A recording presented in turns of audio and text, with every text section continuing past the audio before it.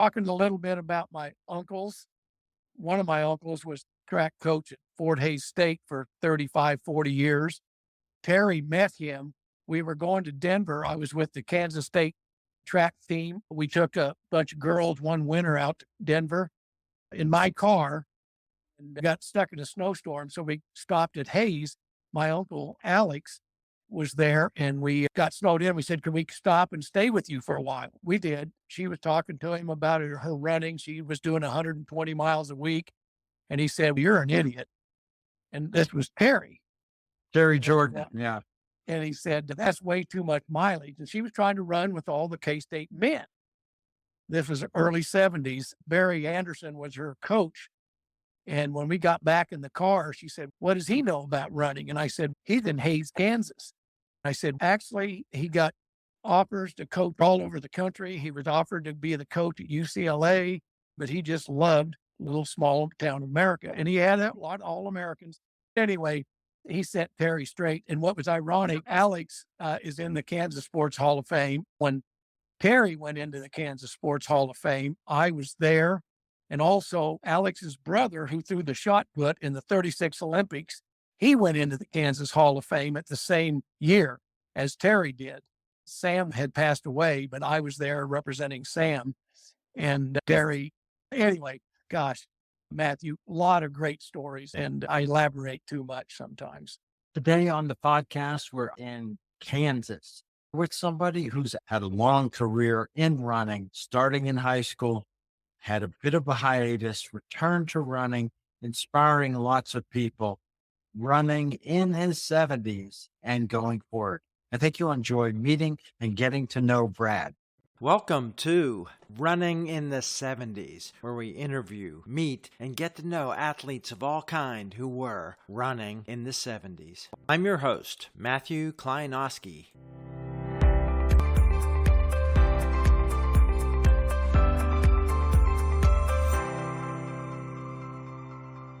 For many decades, still involved, crisscross paths with many people. We'll be name dropping and story dropping with Brad Chatfield. Welcome today, Brad.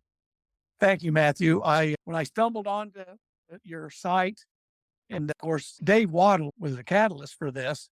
Then I found Terry Anderson. We knew each other in the early 70s. We were introduced by a girl that we both knew. What a wonderful site you have, Matthew.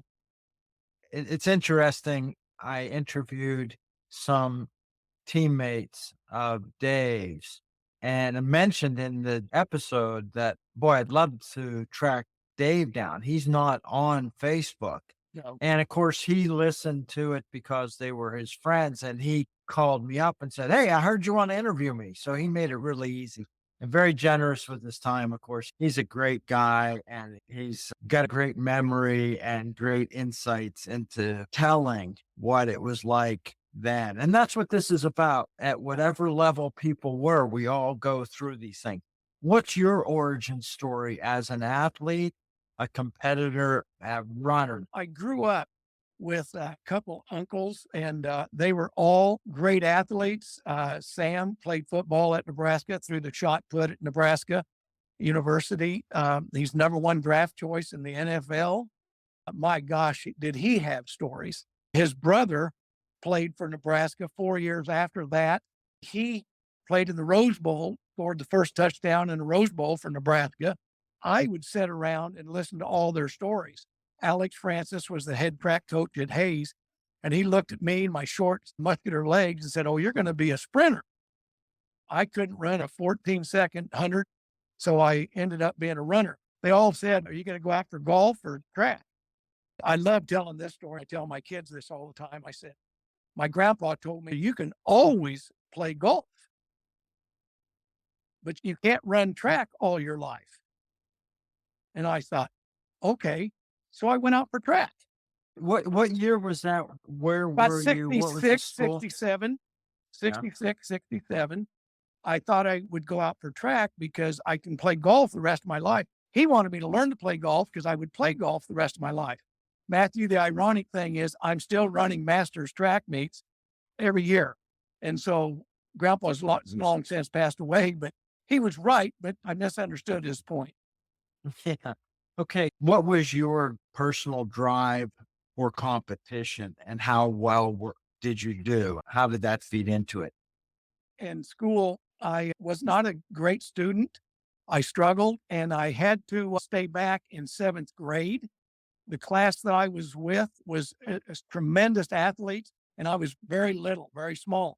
So I wasn't very competitive. So I stayed back because I struggled to be competitive and my grades suffered. Anyway, I stayed back. I went from being a follower to being a leader the next year. The kids embraced me. I was trying to prove something that I could be an athlete. Our facilities, the pole vault and high jump pit was all sand. We didn't have a track. We had to run around the junior high and the high school or out on the streets and practice the hurdles. And it was a downhill or an uphill. We didn't have any level ground anywhere. I was trying to prove myself because I came from an athletic family. I was the youngest of four boys, and my other brothers were all good athletes. And so I was driven by, I didn't want to fail my family. When did you start having success in running? In eighth grade in Kansas, in junior high, the longest event we ran was a quarter. I was never very fast. And our school sprint school record holder in the 100 was our best quarter man. So I never did do very well. When I was a freshman, I went out for track. I played football all 4 years. I went out for football, basketball, but then I went out for track and they said, "What do you want to do?" And I said, "I think I want to run the mile and 2 mile," which was ironic. The year before, I couldn't run more than a quarter by rules of the Kansas Sports Hall. My first meet, I went out and I ran a 5:17 in the mile. And the kid that was a sophomore, he was at the same meet. It was a triangular. He said, "Well, you just set the freshman record for the mile," broke my record.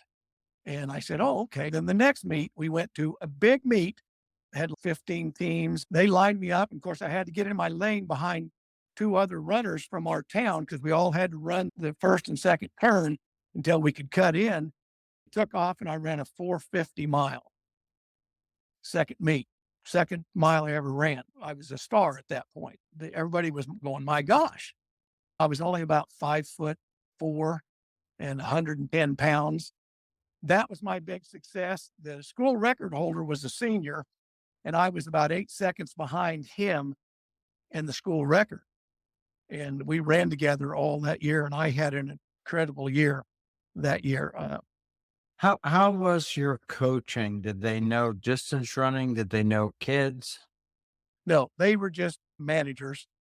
They would tell us to go out and run. We did fartleks. We would go out on the old roads and run between telephone poles. We would run, sprint, jog. And in between telephone, go out about 5 miles, come back doing the same thing all the way. And my gosh, 8 to 10 miles of fartlek work all the way out and back. And that's all we did. Some parts out there are flat. What was it like? But yeah, when you're driving around, yes, it's flat. It's very flat. They talk about flat. But when you're running, you find the hills. There were plenty of hills out here and steady hills. And how did your school experience change after you repeated a year? How did your classroom experience change? Oh, got much better because I was having success and I was able to compete. And so I didn't have to let my studies go. And the best part, Matthew, is my teammates were thrilled. Now, I will say this, one of my friends, we're still friends to this day. And they moved away after my freshman year, but his dad was a track star at Peru State, Nebraska, and he was the head football coach, the kid's dad. My other best friend, dad was the principal at the high school. And they realized that my athletic abilities, and they said, "Brad's going to be a great star." They told these kids that. And so my expectations were raised by the adults in my life. Did they get you a good pair of shoes? Were you running spikes on cinders? Our track was dirt. We actually had a football field they built in 1962, and they had a dirt track, and it was blacktop then by the time we were in high school, when we were seniors. But no, the facilities they were good. Now, the track we went to when I ran my 450 mile was nice. It was in Concordia, south of ours. But no, the facilities, my gosh, we were on a track at the regional track meet or our league track meet the last week, and gray rubberized. And actually, when I train and I run, I will run to the high school. We've got a rubberized track. And for my knees and ankles, I'll run a mile or two over there and then I'll do 4 miles. And everybody said, "Isn't this boring?" I said, "No, because it helps my legs. Because at Yeah. 71 years old, it's a different world."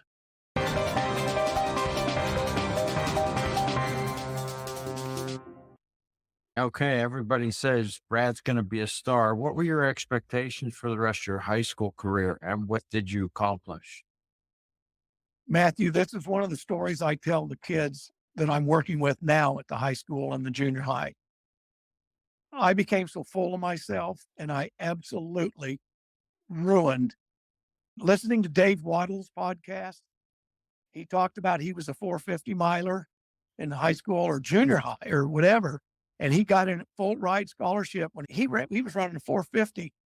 And Matthew, I never did get any better. I tell the story. Wow. I ran cross country after my freshman year. I ran cross country as a sophomore, but I played football and I went to football practice all the time. I never practiced. I would jump on the cross country bus and I would go to the meets and I'd win the meets. I was so full of myself. And the school record holder in the mile and the cross country, he graduated my freshman year and he took me on a run before the regional track meet my freshman year. And we did 10 miles an hour. We were running 6-minute miles for 10 miles. I only made it 8, but he wrote in my yearbook, he said, "Brad, I wanted to know if you were for real." And he said, "You are better than I ever was at your age." But Matthew, I tell the kids over and over again when we're running together, and I said, "You guys needed to be doing more work." And I tell these kids, we had a kid that got 4 firsts the other day at a track meet, at our league track meet. And I said, "DeMarcus, do not let this go to your head. You're a kid. You're a 7th grader, and you just did miraculous. You set school records in every event." But I said, "Don't think you've arrived. You've got to continue to work." And I run with them, and they know because I'm working as hard as I can, and it's not pretty. The kids respond to it. Why do you think that happened? Did you need a coach? Did you need a mentor? My mentor graduated, and the kids were telling me, and they were lining me up the next year in track, saying, "Okay, we're looking at 10 points here. We're looking at this and that." And Matthew, I never got any better, and it got bad. It got bad, and I had a terrible experience. By the time I was a junior, I quit. I was running track, and I was being injured. I wasn't working like I should. I made all the classic mistakes that I see kids make. And you know what? This year, I'm having great success with some of the kids because they believe in me. Because when I tell them the stories and we're running, they absolutely absorb it all. And I said, "Don't do this." All right. As you come up on graduation, what was your outlook for going to college and the outlook of you as a runner? Matthew, at that stage, my running abilities and everything were gone. I absolutely left it. And it wasn't until I was about 30, honestly, I got an offer to compete in a local fundraiser. It was where I met Dave Waddle. I met Super Bowl MVPs. It was a 10 sport competition that a rich oil man in Wichita put together. He brought in the greatest athletes in the world from Dave Waddle, basketball players, football players, hockey players. What was the decathlon? What were the 10 events? The 10 events, we had a bike and carry because the pro athletes, they wouldn't let them ride their bikes. We played golf. We played 9 holes of golf. We had bike racing. We had devil take the hindmost. We had hill sprints. We had swimming. We finished up with a European cross country meet because they filled up pastures full of water. We had to run through mud and everything. And those were what I excelled in, though, because Matthew, I got back into shape at 35, and I haven't looked back from 35 on. But I tell these kids, don't ever doubt yourself. How did you get invited to this event with Dave Waddle and Super Bowl. A friend of mine was putting together a 5K run and a 10K run out in Syracuse, Kansas, on the Colorado border, a town of about 100 people. He invited Jim Hirschberger. He was on the Wheaties box and all that stuff, and he did multi-sports events, but he was a great promoter. They invited him out to run because he did run. He was a runner. I was one of the sponsors that helped put on the event in Syracuse, Kansas. So I got to go to the sponsors dinner. I met Jim Hirschberger, and then also Jim Hirschberger's companion, the guy that drove him everywhere, was Jim Ryan's track coach, the guy Edmondson. I met him at the event, and I told him, I said, you remember the Superstars competition on ABC or CBS that they always had all these athletes, and Bob Seagren and all those people won it? I was telling him I could have won that event. I could have won the Superstars because I was a good multi-sport. Anyway, so they remembered my name. So when they were putting together the event in Wichita, they wanted to have some people that Jim could beat in the amateur division because they had all the professionals. So they wanted me as an amateur because I told them I was just really good, which in 4 years we did that competition. I proved to be very competitive in all sports. And What was the circumstances that got you to get back in shape, and were you daily training? yeah, this event, the event that we had in Syracuse, Kansas, and we met Jim Hirschberger, he was putting this together for himself, but he needed 20 other athletes that he could compete with. And I got lucky enough. Matthew, I will tell you, at the time I was working, I had a business. I was working for a company. I was smoking 3 packs of cigarettes a day. And it was horrible. Great. It was horrible. They called me at Thanksgiving and said, hey, would you want to do this? And I said, let me think about it over the Thanksgiving break. And they said, when is it? And they said, it's going to be in June. I called them back after Thanksgiving and said, I'll do it. And I was overweight and out of shape. And I quit smoking. I started running. And I got to where I was running 5Ks at 35 years old. I was running them in the 14 and 15s, and I was competitive again. And it was great. Okay, skipped over the 70s. You ran in the 60s, and you picked this up in the mid 80s. Were you a fan of the sport? Did you know who Dave Waddle was apart from the other Oh, athletes? absolutely. The neat thing about it is Billy Mills, which I met and visited with, and Dave Waddle. And I love the Olympics. Of course, the Olympics to me were just track and field and maybe some basketball. I saw Billy Mills until Dave Waddle did his 800 in 72. I thought Billy Mills's race was the most spectacular race I've ever seen. But what Dave did was just, I got goosebumps telling the story. And I've got that saved on my phone, and I watch it and I show it to the kids all the time. That's how I train, just through other people. What was the running world like then out in the Midwest? Did you start road racing? Yeah, I was running still some. 5Ks were just coming about. We had a track across my apartment. I lived in Manhattan. That's where I met Terry Anderson, Jordan. I would go out and run around the track just to keep it going, just to keep my juices going because I loved it. 5Ks, I can remember going to events and politicians would be there and to try and campaign, and 5Ks were it. Now, I stumbled into Masters Track and Field about that same time and started wrecking the bike. Okay, what year are you saying you got into Masters? In the 80s, Yeah. 80s. And that's usually 35. I think they now have some submasters at age 30, but that was 35 and over.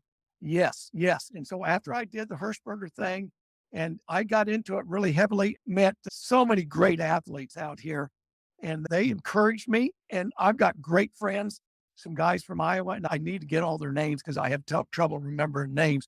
Now, Matthew, the reason I said running in your 70s, I'm 71 now. So that's really where I'm at. So it's legit. It's legit. Your PR as a freshman was 450. Yes. But you're running 5Ks at a good clip there. What was your mile time when you got into Masters competing? In the 5s, 5:30s. And that's when I was about 50 when I actually started running in the Masters. Of course, I didn't know about the age group All Americans, and I started hitting that. And Tim Wiggins is a good friend. They run with the Southern Cal running team, and the guy from Iowa that sets world records. All these guys are like 5 years ahead of me, so we don't have to compete against each other. Every 5 years, we're reborn again. I was running competitively. These guys helped me. I became an All-American in the mile at Wichita in a race. There's been so much of my life has crossed through Wichita, Kansas, from the Hirschberger thing, the 10-sport, multi-sport event. And most of my running has been in Topeka and Wichita.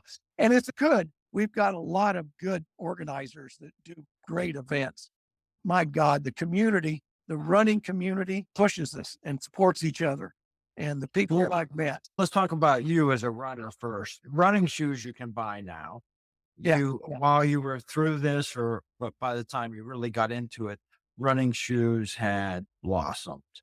Those races you were getting into, apart from track masters, I want to just get a feel for that era that you were in terms of how big were the packs? Were there ever aid stations? Were you running any longer races that had aid stations? Oh, I ran 2 marathons. I've tried to qualify for the Centennial Boston, and I ran that in Kansas City. And yes, they had everything. Matthew, I'll tell you, when I run races, marathons, 5Ks, I thank everybody that's at the aid stations that are volunteering, because we couldn't do it without the volunteers. Shoes, I remember I ran at the KU relays. Now, that was my best mile ever when I was 50 some years old, and I got last in the race because I didn't run with Jim Ryan. I mean, but it was the same track that Jim Ryan was on. But I got last. I think I ran a 5:38, something like that. Anyway, they were all masters. But I bought a new pair of shoes there, a new pair of spikes. First time I ever ran in spikes and on a track. No, I take that back. I ran with spikes in high school, the first 3 years that I ran. And I got down to where I was running in the 10s for the 2 mile and track my freshman year. I was always competitive, but yeah, the support for running in Kansas was tremendous for me. I ran in California. I did go to California. I ran a number of races out there, and Kansas is right there with them. The scenery is better in California. How was your mileage? What mileage were you doing once you became a steady runner again? Yeah, I would go out and do 10 miles. I do 5 to 6, 7 miles to 2 or 3 times a week now. Some of my friends, they're 70 years old and 75, they're telling me you don't need to do that much mileage at this age. So we're starting to adjust a little bit for the age. I'd go out and do 10, 12 miles once or twice a month, but I was always 5, 6 miles whenever I went out and ran, and I'd do it 4 or 5 times. And I was just doing mileage. I wasn't doing sprint quarters. I know I take that back. When I was training to try and get my All-American mile, I was doing quarters and 300s and halves. What's involved when you say the All-American mile? What organization's putting that? Roadrunners, National Masters, Masters National. I got a bunch of magazines out in the other room. They sponsor All-American standards. They have standards for each age group and for each event. Actually, I'm going to try the pole vault this afternoon. I'm working with some of the kids. I saw that the 6 feet was the Masters All-American standard for the pole vault. So the kids told me, said, Coach, you need to try this afternoon. So they're going to make me try the pole vault this afternoon at practice. So have you never done the pole vault? No. 6 feet sounds low. I know. And they're it's pretty high. It's pretty high. But they're telling me just grab the pole, get my hands in the right place, pull myself up, and let the pole throw me over. So we'll see. I'll report on that later. It's a core exercise. Yeah. Yes. Oh, absolutely. And core's everything. Yeah, I take good care of myself because I realized when I hit 35 and I did that MVP competition in Wichita, my God, I was aging fast. And I had a doctor one time when I was training, I was having some injuries, and I said, what's wrong? What's going on? And he said, you're not 16 anymore. You're 35 years old. But it hasn't stopped me, Matthew.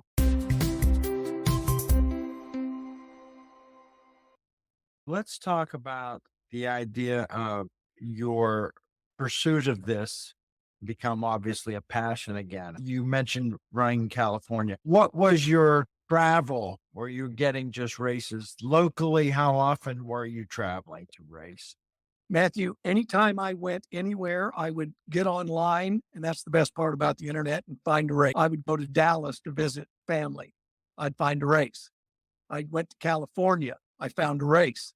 I went to Colorado Springs on vacation. I found a race. I would get online and find a race everywhere I went. I ran in Ireland. I ran in Liverpool. We took a cruise around and I found races.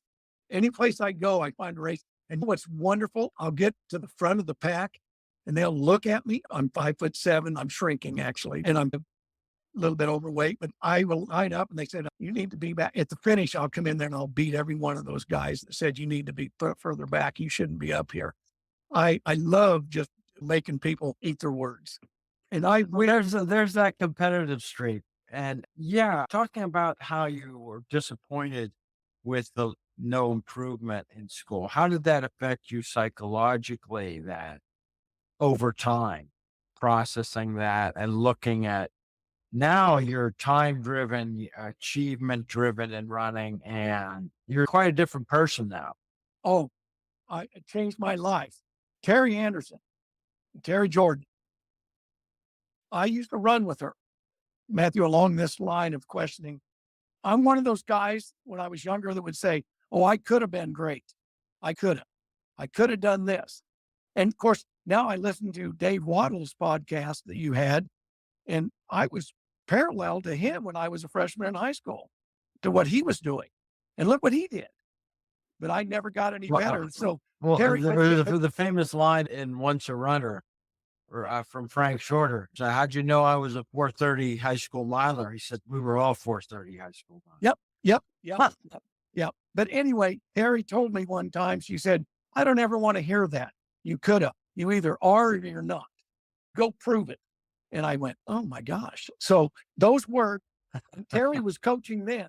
She told me, she said, you'll never be any good if you think you could have been good. You just need to do it. So that's where my competitive juices started back then. And that was in the 70s. That was like 1972 or 3. And I became driven at that point. Even for 20 years, I would still run thinking, I think I can still do this. And I could. My resting heart rate is in the 30s. I have parents come up to me when I'm coaching kids and they said, do you think my kid can do this? And I said, he's got to work harder. I said, but what's his heart rate? You ever done this heart rate on everything? I said, you need to be able to do negative splits. And I tell my kids negative splits all the time and they learn on it now. I said, coach, I ran negative splits in my workout. And I said, good, do it again. Anyway, I don't know if I answered your question or not, but my competitiveness is healthy. As you're racing around now and you like the lineup at the front, Yeah. but who did you meet on the racing circuit? On these races, some local, whoever showed up, were there elite runners dropping into these races? Was it community? Were they growing in pack size? Yeah, that was always the attraction. And I never really did want to get in their way because what other sport at 40, 50, 60, 70 years old, you can't go play football with the stars. You can't go play basketball on the stars on the same court or field. When you go to some of these events and the elite runners, of course, now I did not go up the front of the elite runners in those situations when you had thousands and thousands of runners. I would go back with the sign and get in my pace area. But no, I never acquainted with them. I would go up and like I said, Billy Mills he wasn't running. He was there promoting a particular race that we were in. And I just went over and I introduced myself. And I always tried to ask him, I said, did so-and-so and things like that. But no, I never did. But my biggest thing was I'm in the same race with, and Matthew, I can't think of any of the names at this time, but I knew I was in the race with some of the world's best up front. What kind of business were you in those decades? I was in the financial services business. I was in the insurance and very successful. I liked what I was doing. It gave me the freedom to come and go. And I was pretty much my own boss, but people paid me a lot of money. I managed people. I managed Western Kansas and 15 offices and 45 people and stuff like that. That was fun. I loved helping people be better. And everybody that worked with me was hopefully always better. Did you talk running with all your colleagues and Oh, subordinates? absolutely. Yes. All the subordinates. And I tell the stories. Athletics, competitiveness works in business too. Yeah, it transferred straight across. Again, I'd say do better, practice, study, get your education, go back and get your master's degree in CLU as a chartered life underwriting. I had that. I did all the stuff that I did to make myself a little bit more authoritarian, have a little more clout, and instead of just my BS, because Matthew, I'm full of BS. I'll tell you that. Or we'll let people judge for themselves, but Okay. you're rolling right along here. How did you make the step into coaching? What was your contact with kids in any organized fashion before you somehow made this jump into coaching? Great question. I was in the insurance business. I moved back to my hometown to raise my kids, to give them a chance to compete and do different things. I love my school, by the way. My Facebook page is just full of all kinds of stuff. But I was asked, because I ran, small town, I would run on the streets. People see me all the time. And I had a little Facebook page and people followed it. But they asked me, hey, we've got 2 vans. We need a van driver to go to the meets. Would you like to go with us and help? So actually, they needed a van driver.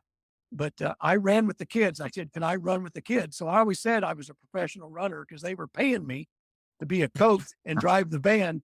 But I would go out and run every workout with all the kids. And it was successful. I was working with some of the kids, and I had a great coach that he was a great track and cross country coach. He said, every kid is different. You cannot coach them the same. And every kid's out here for different reasons. Either the kids, their parents said, you're going to go out for something. You can't just do nothing after school. The kids were trying to stay in shape for basketball. But I had one senior, he was a good basketball player, and had an injury. And I was able to run behind him and see how his style and correct his running style. And he got a little bit better. His knee quit hurting, but he got better. And he ended up being a teacher and a coach. Said to him, you need to be a leader. You're the only senior we got on this team. I know you're out here just to stay in shape for basketball, but I said, you need to be a leader. And he took off and became a better runner. And he's told me, yeah, I became a better coach because you helped me realize the importance that I can't just be here. I need to be here. And that's what I do with all my kids. Anyway, I coached for 3 or 4 years with 2 different coaches. The other coach retired. And when the new coach took over, they said, we need you. So I stayed there for about 5 years, and then I moved. And then again, I got back into it again when I was in my 60s because they saw me running, and the local school district said, hey, would you be willing to help coach cross country and track? And I said, sure. So what's the dynamic there? Which part of the team were you taking? You were always part of a team coaching system? Correct. I was the assistant running coach. And then we had the pole vault coach, and we had the field coaches and the weight coaches and stuff like that. But they asked, again, the head coach, who was very young, he stayed on the track and did work with some of the sprinters. But then we would send the distance runners, middle distance runners and distance runners out. I would run with them, and I would talk to them, tell them stories, coach them, chew them out, say, if I'm beating, you guys aren't working hard enough. Because I said, I'm 60 years old, and I've since turned 70.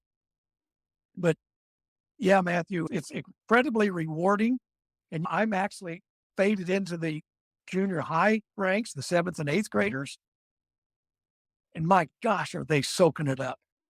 And I've told them stories about how I made mistakes. And the first person that I had earlier this season was an 8th grade girl that I had in cross country when she was a 7th grader and 8th grader. And I said, somebody needs to take the lead here. You guys are jogging your workouts. You need to be running. You need to be breathing hard when you're done. None of you guys are doing the workouts. And I said, the coaches are giving you great workouts and you're dogging it. I said, somebody needs to step up. This little 8th grade girl stepped up, and she was out running all the boys. They would run, a half, and she would go to the front and carry the load. And then finally I chewed this one kid. The kid got 4 first the other day at the last track meet. I said, DeMarcus would be back in the middle, just visiting and jogging along. And I said, DeMarcus, you're better than this. Get out here. He would take off, and he took off and blitzed the last half of the quarter. And Matthew, it was beautiful. And I said, man, that was good. And I called him out, and I called him over quietly and chew them out, because I don't want to chew them out in front of the other kids. But they're responding. And as a coach, it's just really rewarding to see, first of all, the young lady embarrass all the other guys. And now everybody is starting to run faster at the workouts, and they get it. Everybody is different, and your running style certainly personally may not fit these kids. What about goal setting and the kids at that age? Are you working with them? What do they look at? How far ahead is their vision of what they're going to do in the sport? I talk to them about my story and the rest of their lives. And I tell them the golf story that my grandpa told me. You think, go out for golf because you can do that the rest of your life. You can do this running the rest of your life, and your health will thank you for it. But I said, stay competitive and do it, and do every workout. Be careful, watch your hamstrings, watch your injuries, learn your body. And I coach it, Matthew, as if they're going to do this the rest of their lives. And they all tell me, said, Coach, we won't quit running. We won't quit running. Oh, it's nice. Yeah, it's nice. That's a nice legacy to have. Yeah, if you have Yeah. that you've changed lifestyle. What about accomplishments and rivalry? And I'll tell you one thing, certainly those of us, I've coached various things. I've coached adults, I've coached basketball, I've coached a bunch of things. And I've been very lucky.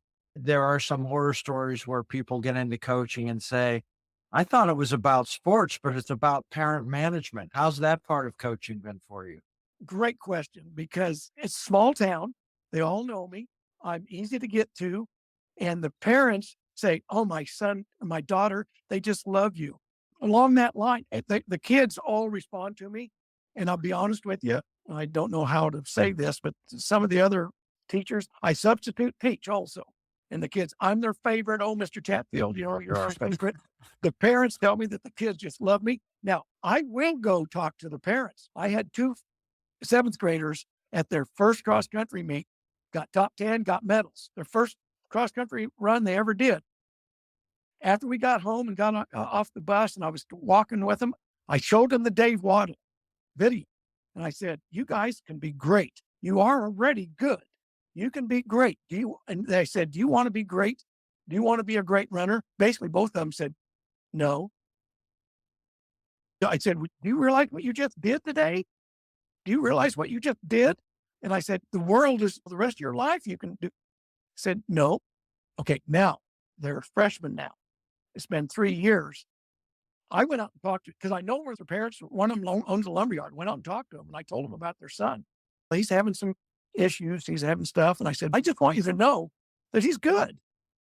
And then this other kid, Matthew, they both responded because I've talked to their parents, and the parents work with me. And I say it's great. Parents can be a problem, but every parent. Let's not name any names, because some of them are going to see this video. But how do you deal with that? Every parent that I work with thanks me. I've never had a problem with a parent. Now, I coach from the heart. I told them, you want me to be a running coach? I said, how do you coach running? I said, I tell them to just run faster and get to the finish line first. And I said, I don't know the technical. Now, I talked to them. They had to teach me how to breathe when I was a freshman, because when I would come around the last 100 yards, I'd take a deep breath and hold my breath to the finish line. Some of the other kids noticed and said, he's not breathing. So now when I'm running the last 100, I'll go, anyway, my mouth breather. But anyway, no, the parents have been super supportive of me. Matthew, I walked into the lunchroom the other day before they were having a lunch before they got on the bus to go to a track meet. And it embarrassed me. I walked in, and it was just the 7th and 8th graders, just the junior high. They gave me a standing ovation just for showing up, and humbled the hell out of me. Yeah, that's the kind of thing that is memorable and makes it all worthwhile, I imagine. And I told them on the bus, when they got on the bus, don't do that ever again. Because I said the other teachers that were monitoring the lunchroom were a little perturbed that, because I'm a substitute teacher and I don't do any work. I just manage kids. It's super rewarding. My life right now has never been better. That's very cool. And it's interesting how running has been the thread Oh, that had such a big influence on you, including the failures. So you obviously make a great increase in value of that by using that to teach and inspire and motivate kids. I tell them all the time, you want to hear a story? I said, I was an idiot. I was an idiot. And I don't want you. We have at the beginning of every season, cross country and track, we'll have the parents meeting with them. And I tell all the parents I have for 3 years, I said, the only thing I'm here for is to make your kid better at everything he does. I said, I'm going to teach life lessons. I teach running, and running is work your butt off and run harder and run faster and run smarter. Be aware of your body and don't ignore injuries. But I said, there's a difference between injury and soreness. I said, your kids are going to come in and tell me that, oh, this hurts and this hurts. And I said, okay, can you not walk? Can you not do this? But anyway, I got great support and I'm an open book. They know where I'm coming from and I won't sugarcoat anything. And I think the kids and the parents appreciate that. And I do my best. You've had good friendships with, for example, Terry Jordan, a national world-class athlete in the 70s.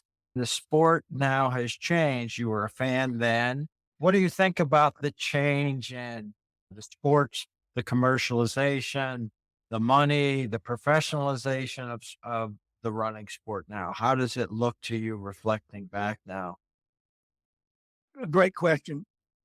You got to be in favor of change because I look back at the Olympics and I look back at the 60s and I know my uncle who was a track coach at Pan Am and he said, they need money. These kids need money. They can't train. We're competing in the world stage where other countries support them. They send them to schools. They send them to academies. Yeah, it has changed, but it's for the better. Now, where money goes, evil follows too. They're still cheating. There's still some things. You talk about football. I'm a big football fan. And my gosh, what's going on in football and basketball about every year? There's no loyalty. And it's a change. And I know you, as coaches, you've got to explain that to kids, keep them as pure as you can, but take the money so you can train. Because my God, I saw some of the kids when I was working with Terry and we were driving them out in a car and we had 5 or 6 people sitting in a 4-passenger car driving in a snowstorm to go to Denver. Why didn't we have a school bus or a team bus or something like that? But the changes are inevitable. They're coming fast, but you've got to work with it and manage it. But you've got to keep your integrity because the money can sure mess it up. What's on your racing horizon then? What are you going to run this summer or this year? I'm finding some half marathons. I was all over the internet last night. I was trying to find some stuff. I just did a 5K here down in Manhattan. It's called Run for the Roses. I don't know if it had something. They had got a rose garden, but I think it had something to do with the Kentucky Derby. But anyway, and I got first in my age group. Of course, I was the only one running at that age. I always tell everybody, I said, I'm going to be a world record holder someday because I'm going to try and outlive my competition. But instead of world record when I'm 110 or something like that. My first steeplechase was age 61, and I looked and said, there's only going to be 4 of us out here. I'll have a go at that. Yeah. You asked earlier about how they support me. Wichita, the track meets, we used to have a indoor meet in January and February, and they always had a outdoor meet. And they had one in the spring and then one in the fall. And they set up a steeplechase just for me when I turned 60 because they changed it to a 2,000 meter instead of a 3,000 meter. Yeah. So that was good news. I like how that shift worked. Yeah. yes, but the organizers, Matthew, went and set up the whole course just for me. And I didn't do well. It was hard. From experience, I thought, oh, this will be easy because it's only 2,000. It's shorter and I can do it. Yeah, my time wasn't good, and I was the only one in the event. But I got a great picture of one. My wife took a picture as I jumped. I hit the top of the water jump and I went down and I landed both feet just short, which was fine. But I had water splash up, clear up past my hips. And it was one of those pure waters. I mean, it didn't break. And so I looked like a light bulb. My legs were in a light bulb. And that's one of my favorite pictures of running. I've got it on a lot of my sites. But Well, maybe we can use that for the podcast episode cover photo. Yeah, that'd be great. yeah, I got it. I save all kinds of stuff. The key thing here is to get an insight into the individuals. Your personality comes right across right away and slowly. I do a lot of public speaking, and actually, I got a deal today where somebody wants me to come to their church and talk, basically do a sermon. They didn't call it a sermon. We just want you to do a talk. And I said, it'll be from my heart and it'll be about my running. And that's what I do. I've had many people and I've written some papers. And they said, oh my gosh, your heart comes through about everything you do. And I said, that's all I've got. I've got a strong heart and I use it. Is your resting pulse still in the 30s? Mine's creeped up. I'm in mid 40s now. Yep. No, it's creeped up into the 40s. Yeah, it is. But as of now, and I say that, it's on my Garmin, my watch. It'll record all that stuff and it'll show the range at the end of the day. And I'll have a 39 or a 37. That's a great question because now that I'm 71, it is in the 40s on a regular basis. Well, a lot of people will take that. Yeah. Oh, absolutely. I'm thrilled to have it. That's the thing. I don't take anything for granted anymore. I love what I do and I love hearing myself. I love telling stories. And Matthew, you've given me a tremendous outlet. I hope I haven't wasted a lot of your time. No, this would be good. I think Dave Waddle will like hearing you as a fan of his, and Terry Jordan, who I just met when I did the interview with her. She's a neighbor of a friend of mine. But everybody in this community, running community, is, of course, unique. In my experience, certainly has been people that either I haven't seen for 30 years or I never knew before, seem like old friends at the end of an hour. Oh, absolutely. And real quick, like Dave Waddle, I competed with him for 4 years, running and everything, and he got better. I told the story. I said, yeah, my claim to fame is I beat Dave Waddle. And I told him that. And he said, just laughed. I said, good, I'm glad I was able to do something. He was injured. The rest of the story, I always tell that story. But I got to know him. I got to know his wife and his children. They were very young at that time. But anyway, I got to go to Rhodes College. I drove through there and I saw him and visited with him. Oh, my phone's going dead. Hey, Matt, let's touch base again. And like I said, the best part is friendships that you make. And Dave Waddle, I feel, is one of my friends. I will bombard you with stuff because our local history museum for Republic County wants to do an exhibit on me because to inspire all the kids and future kids. But hey, Matthew, I better let That's you go. great. And we will talk again soon.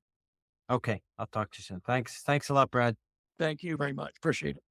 Bye. I hope you enjoyed another episode of Running in the 70s. Voices, stories, and memories of athletes who were running in the 70s. Until next time, wherever you are, keep looking forward and don't forget to look back.